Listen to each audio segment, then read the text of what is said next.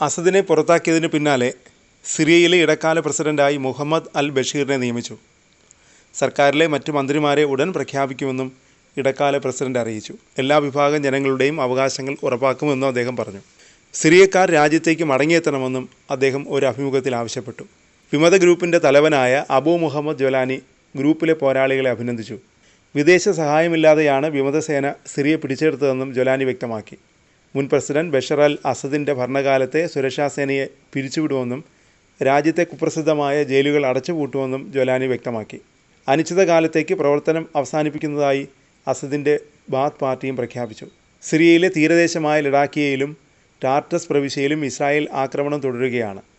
സിറിയയിലെ രാഷ്ട്രീയ മാറ്റം സുഗമമാക്കുന്നതിനായി US state secretary Antony Blinken west ഏഷ്യയിലെത്തിയിട്ടുണ്ട്.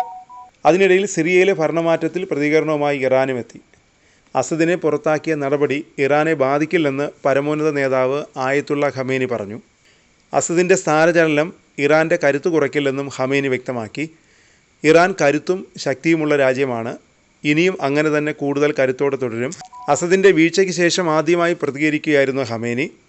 ഇസ്രായേലിനെതിരായ പ്രതിരോധ സഖ്യത്തിൽ അസദും ഇറാനോടൊപ്പം ദീർഘകാലമായി ചേർന്ന് നിൽക്കുന്നുണ്ട്.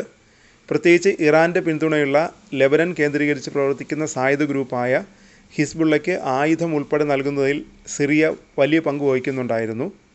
ഈ സഖ്യത്തിൽ ഹിസ്ബുള്ളയ്ക്കൊപ്പം ഗസയിൽ ഹമാസും യമനിൽ ഹൂതികളും മറ്റൊരു ചെറിയ സംഘമായ ഇറാഖിലെ ഷിയ മിലിഷ്യയും ഉൾപ്പെടുന്നു.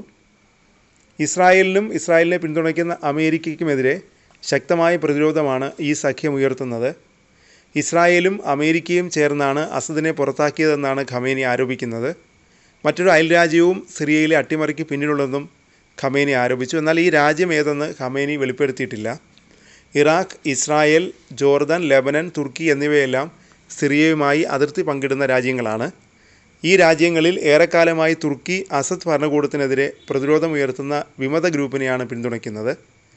സിറിയയിലെ വിവിധ ആക്രമണകാരികൾക്ക് വ്യത്യസ്ത ലക്ഷ്യങ്ങളാണുള്ളതെന്നും ഖമേനി വ്യക്തമാക്കി. അവരിൽ ചിലർ വടക്കൻ അല്ലെങ്കിൽ തെക്കൻ സിറിയയുടെ ഭൂമി പിടിച്ചെടുക്കാൻ ശ്രമിക്കുന്നു.